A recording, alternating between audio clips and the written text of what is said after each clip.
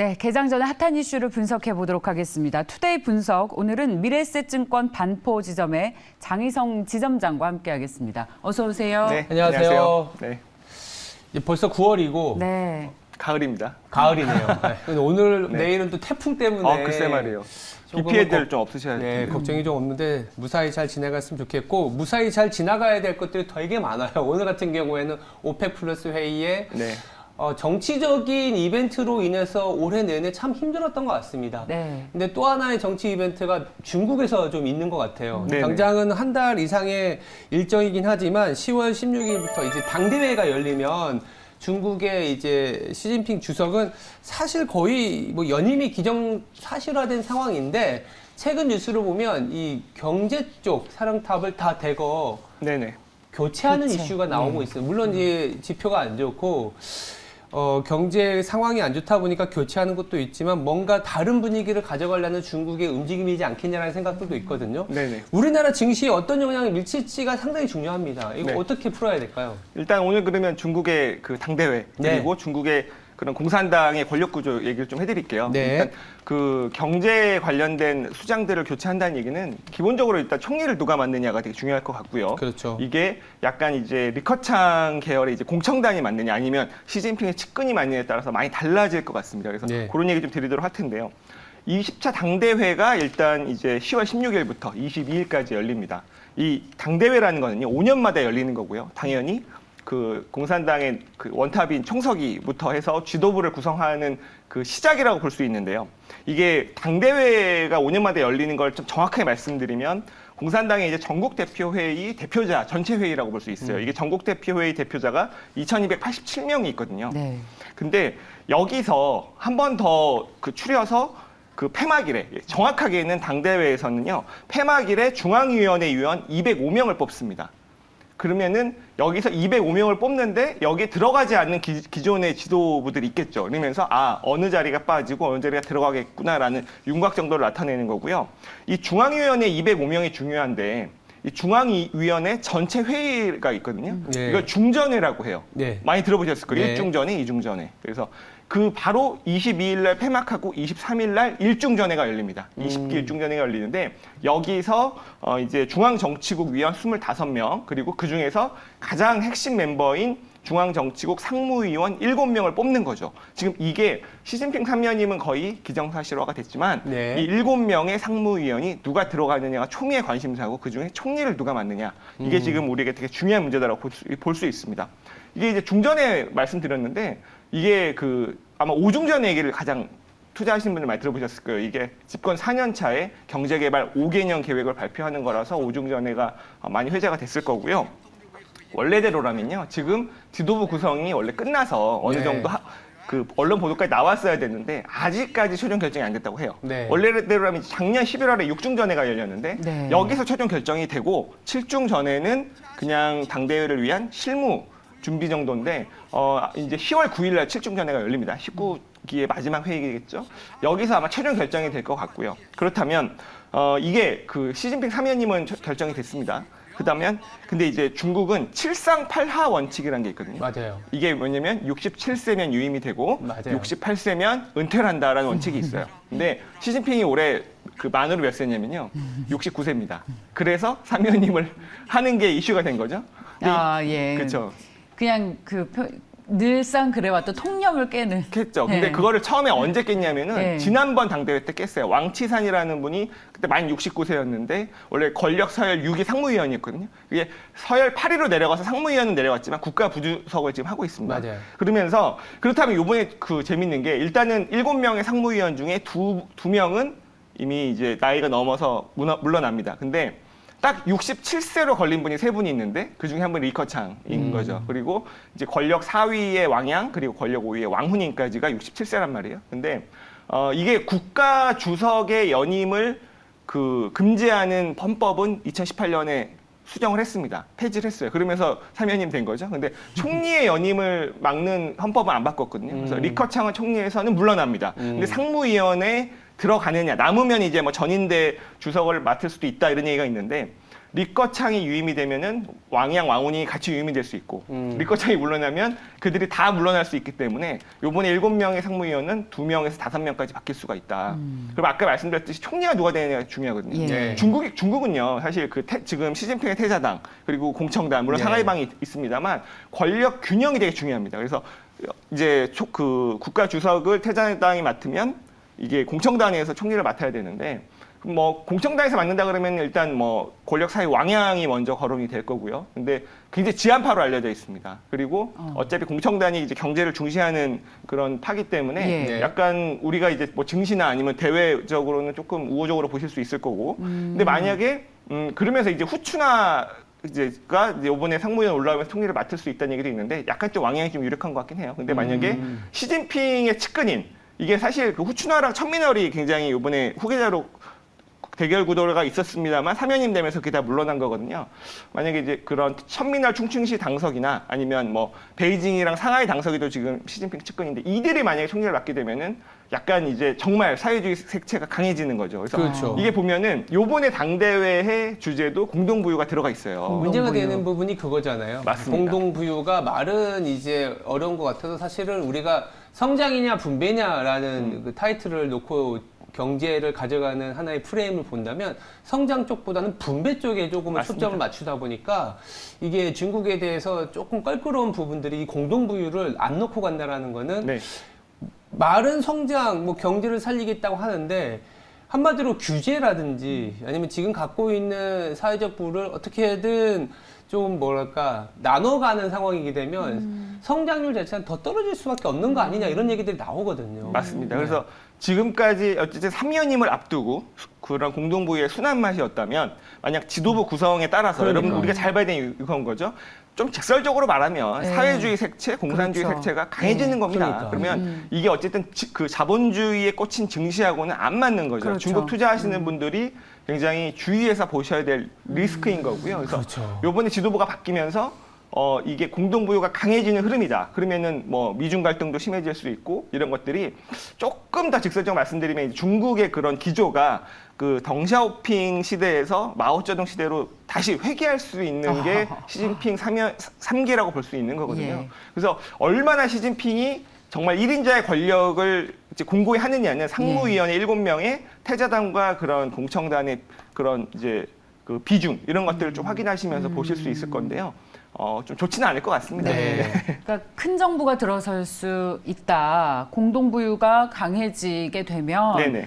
그러면 우리는 또 중국 증시의 영향이 또 한국 증시에도 굉장히 영향을 많이 주지 그렇죠. 않습니까? 특히 산업별로 봤을 때는 중국 정부에서 본격적으로 규제했던 게임 산업, 네네. 한때 아편으로 취급했었던 네. 그리고 엔터 사업 같은 경우에는 뭐 잘생긴 친구들은 아이돌을 하지 말게 해라. 그래서 또, 이제 뭐 전반적으로 네. 중국 소비에 대한 기대를 지금 막 그렇게 낮추는- 하는 단계는 아닌 것 같아요. 네. 중국 증시에 투자하시는 분들도 좀 계실 텐데. 그렇죠. 그럼요. 이게 사실 안 맞는 거잖아요. 공동 부유. 그러니까 다 같이 잘 산다는 거는 있는 자 것들을 뺏어서 이게 없는 자한테 나눠준다는 건데 그렇다면 실적이 굉장히 잘 나온 회사가 있으면 그러면 니네가 이 실적을 다 온전히 누리는 게 아니고 나눠줘라. 그렇죠. 그럴 수 있는 거죠. 세금을 더 걷거나. 그렇죠. 네. 주식 투자랑은 정말 안 맞는 그런 기조가 중국은 약간 지금까지 순한 맛이었을 수도 있다. 예. 이런 것들을 좀 잘 확인하셔야 될 것 같습니다. 예, 자 매운맛의 중국 앞으로 증시에 어떤 영향이 있을지 저희도 계속해서 지켜보겠습니다. 네. 다음 이슈로 넘어갈까요? 저희 이제 하반기에 가면서 제약바이오주 보자는 얘기들을 좀 하고 있는데 큰 이슈가 있습니다. 세계 3대 암학회인 유럽 종양학회가 다음 주에 열립니다. 우리 시장에서도 이 제약바이오주의 상승의 모멘텀이 될 수 있을지 그리고 참여하는 기업이 있다면 어딜 중점적으로 봐야 할지 지점장님의 의견 궁금합니다. 네, 유럽 종양학회 이제 엑스모라고 하는데요. 저는 굉장히 중요하다고 봐요. 네. 이게 9월 이제 9일부터 13일까지 프랑스 파리에서 열립니다. 이게 세계 3대 암학회라고 하더라고요. 맞아요. 이게 미국 그 암학회 AACR 그리고 미국 임상종양학회 우리가 뭐 아스코라고 알고 있는데 이것과 함께 3대 이제 암학회인데요. 우리나라 기업들도 많이 참가를 합니다. 뭐 보면 뭐 셀트리온, 제넥신, 뭐 HLB, ABL 바이오, NK맥스, 네오이뮨텍, 에이비온, 뭐 레고캔바이오, 루닛 뭐 되게 많은 기업들 참가하는데요. 사실 학회는 뭐 매달 있어요. 그리고 매년 열리고요. 그런데 왜 이번 학회를 주목하냐면 어쨌든 지난번에 아스코랑 AACR도 그랬지만 3년 만에 네. 대면으로 대면. 그쵸? 그쵸. 실시가 되고 있습니다. 그래서 어쨌든요, 이게 우리가 기다리는 이유는 뭐 M&A라든지 라이센스 아웃 그런 딜을 기대하는 건데 모든 비즈니스의 딜은요, 사실 줌으로 보는 거랑 그죠? 아, 만나서 그쵸. 하는 거랑 다르죠. 다릅니다. 예, 그죠? 다르죠. 특히 큰 딜은 만나서 눈을 보고 그쵸? 이렇게 뭐 차도 한 잔 마시고 이러면서 하는 거기 때문에 되게 중요한데 이게 그러다 보니까 올해 우리나라는 좀 잠잠했지만 글로벌하게는 M&A랑 라이센스 딜이 좀 많이 있었어요. 그리고 바이오 업종은요, 코로나의 수혜도 있었지만 피해도 있었습니다. 일단은 아까 말씀드렸듯이 학회가 다 비대면이었죠. 만날 수가 없었죠. 그러니까 어쨌든 빅파마 외국인하고 우리나라 사람하고 만나야 되는 거 아니에요. 못 만났죠. 그리고 임상이 제대로 안 됐습니다. 왜냐하면 초기 임상은 건강한 사람들 대상으로 해야 되는데요. 그들이 병원으로 옵니까? 제일 꺼려지는 데가 내가 건강한데 가기 꺼려졌던 데가 병원이었던 병원이었죠. 거죠. 네. 임상 모집이 안 됐어요. 그렇다 보니까 임상이 안 됐고 또 빅파마들도 온갖 관심이 다 어디 있습니까? 코로나 백신 치료제에 있었죠. 그렇다면 기존에 우리가 하던 그런 항암제, 그리고 자가면역 치료제, 최근에 각광받고 있는 유전자 치료제 이런 쪽으로는 약간 수면 아래로 좀 가라앉아 있었던 거죠. 이런 것들이 다시 원복 옛날 그 코로나 이전으로 좀 돌아가고 있는 거라고 볼 수 있는데요. 그러다 보니까 이게 빅파마들이요 최근에 지갑을 많이 열고 있습니다. 네. 왜냐하면 그걸로 인해서 돈을 많이 번 기업도 있죠. 대표적인 게 화이자고 또 그동안 그런 M&A나 딜을 안 하다 보니까 지갑에 돈이 많이 쌓였어요. 그들은 사실 퍼가 한 10배 초반 중반 정도로 돈을 잘 벌고 있어요. 성장이 없을 뿐이지. 그렇다면 이게 최근에 빅파마들 좀 쇼핑 사례를 보면요. 글로벌 전체로 말씀드리는 건데요. 8월에만 라이센스 딜이 크고 작은 게 20개가 넘게 있었고요. M&A가 10여 건이 넘게 있었습니다. 그런데 그중에 큰 것만 좀 소개를 해드리면요. 로슈라고 하는 빅파마가 이제 포세이다사가 갖고 있는 카티를 기술 이전하는데 한 62억 달러, 8조 원이 넘는 금액, 굉장히 큰 대형들이 있었고요. M&A에서는요, 화이자, 돈 많죠? 이게 희귀질환 치료제 기업인 이제 글로벌 블러드라는 회사가 있는데요. 이거를 54억 달러에 인수를 하는 그런 굉장히 큰 딜이 있었습니다. 8월에만 이렇게까지 뭐 많은 딜이 있었는데 우리나라는 좀 주춤했어요. 올해 우리나라의 기술 수출 합계 금액이 한 3조 원 정도 되거든요.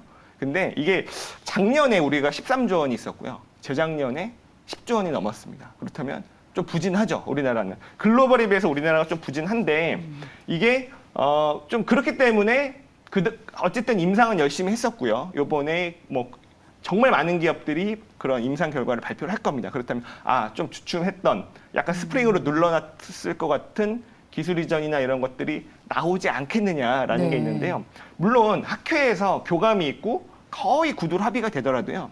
실사해야 되고요. 또 법률 검토해야 되고 그렇죠. 그래서 한 정확하게 이제 공시가 나올 정도의 딜 클로징은 한 3개월에서 6개월은 걸리긴 하는데 이런 기대감이 있다는 것만으로도 만약에 학회에서 좋은 임상 결과를 발표를 하면 그게 바로 아마 주가에도 바로 영향을 미칠 수 있을 것 같습니다. 네.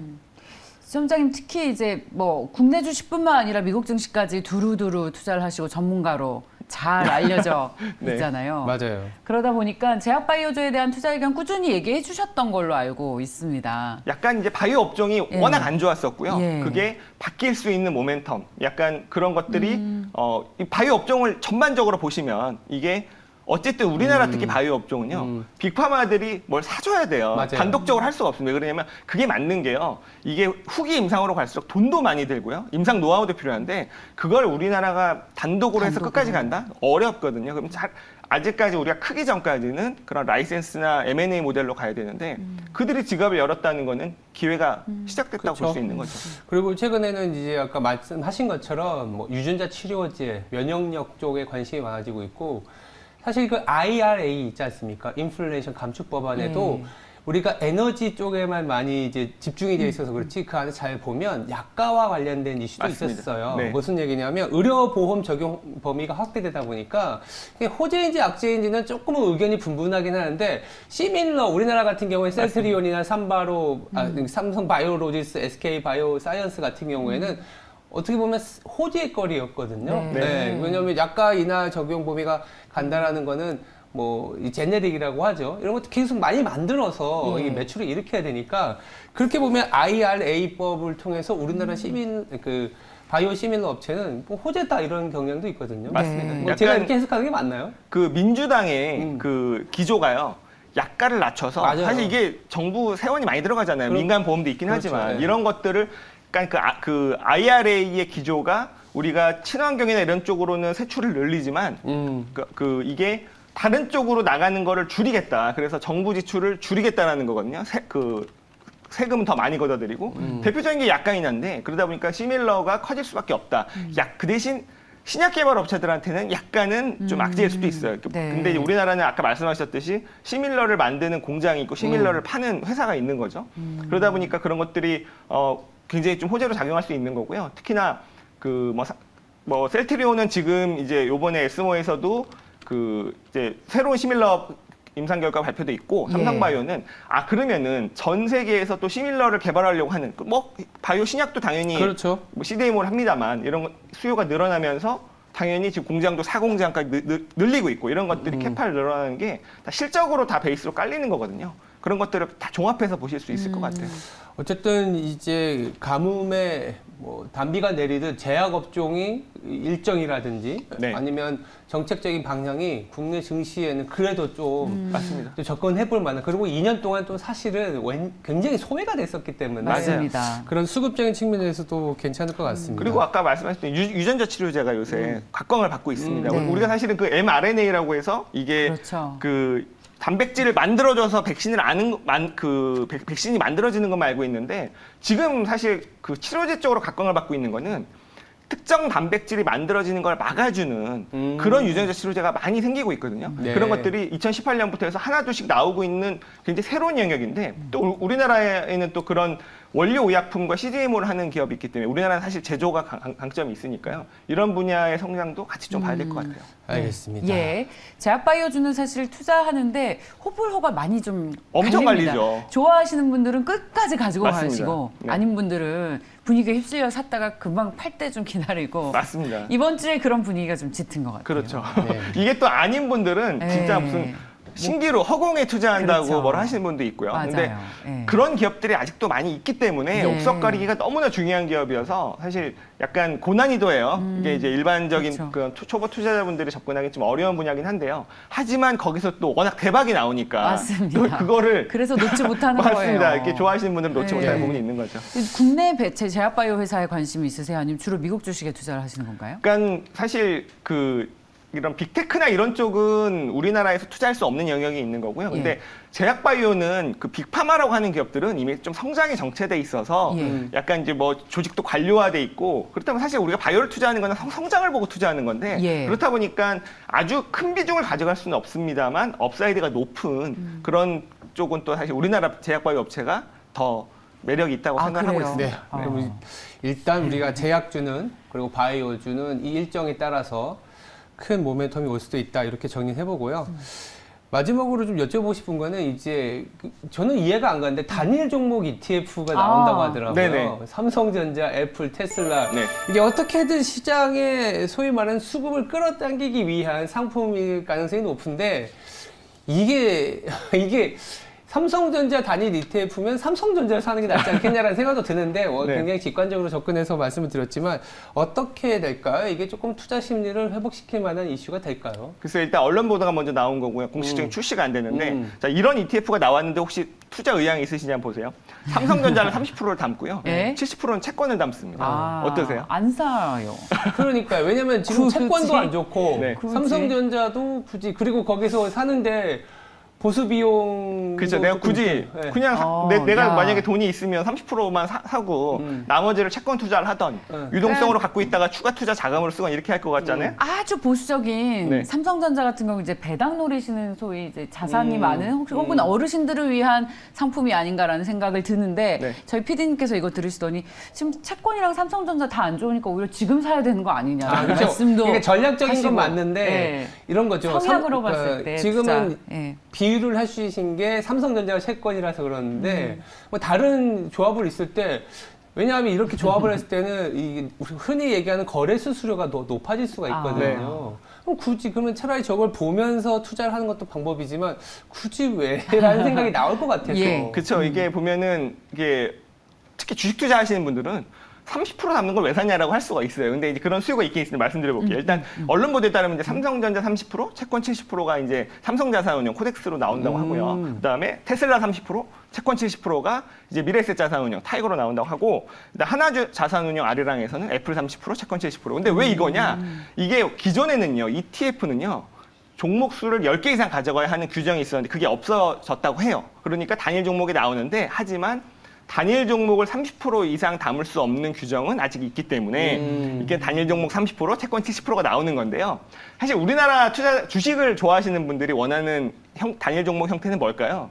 인버스랑 레버리지겠죠. 이게 미국에선 나왔습니다. 이게 테슬라, 애플, 뭐 나이키 이런 종목들이 나왔는데, 그러니까 만약에 테슬라 마이너스 1배, 테슬라 곱하기 1.5배까지는 나왔어요. 그러니까 사실 우리나라 투자자분들이 단일 종목 ETF 하면 이런 거 생각하시는 그렇죠. 거죠. 역방향 베팅할 수 있는. 역방향이나 네. 레버리지나. 네, 네. 그죠? 그렇죠. 예, 미국에 나와서 그런 것들이 8월 11일부터 시작이 되고 있고요. 뭐 1.75배까지 종목에 따라서는 나와 있고요. 근데 이게 그렇다면 야, 이거 뭐야? 30% 70%면은 내가 그냥 꾸리지라고 하실 수 있는데 아마 퇴직연금 계좌에서는 좀 효용이 있을 것 같습니다. 아, 매수할 수 있으니까. 예, 퇴직연금 계좌는 장기 운용을 하시는 게 있고 맞아요. 또 이게 퇴직연금 운용 계좌의 30%는 위험 자산을 투자할 수 없는 규정이 있잖아요. 맞아요. 이게 그 안전 자산에 넣을 수 있는 부분이 있어서 그 부분을 활용하시는 분들은 있을 것 같아요. 그거는 가능하겠네요. 예, 무슨 왜냐면 얘기인지 퇴직연금 회사마다 리스트가 조금은 상이하지만 상품의 성격은 비슷하거든요. 네. 근데 이제 이 ETF는 들어가면 매수 가능 ETF가 되니까 맞습니다. 가능할 수도 있겠는데 시장에서 원하는 거는 이제 우리가 공매도 하는데 그냥 삼성전자 소위 말해서 쇼칠 수 있는 ETF가 나오면 편하겠죠. 거기다 네. 레버리지까지 나오면 단기적으로 비중은 작게 가되 네. 큰 효과를 가져갈 수가 있기 예. 때문에 맞습니다. 아마도 이런 수요가 늘어나면서 조금은 규정도 바뀌고 우리나라도 이제 단일 상품인데 역방향에 가능한 상품들이 나오지 않겠냐는 오. 그런 기대라고 할까요? 야. 뭐 가능성도 있지 않겠냐 생각은 듭니다. 삼성전자 쇼치는 ETF. 뭐 충분히 만들 수는 있어요. 네, 그러네요. 네, 이거 만들 수 있는데 새로운 아직은 아이디어인데요. 아니 네. 규정만 원래 미국에 바꿔주면 되는 있습니다만 예. 네. 그렇죠.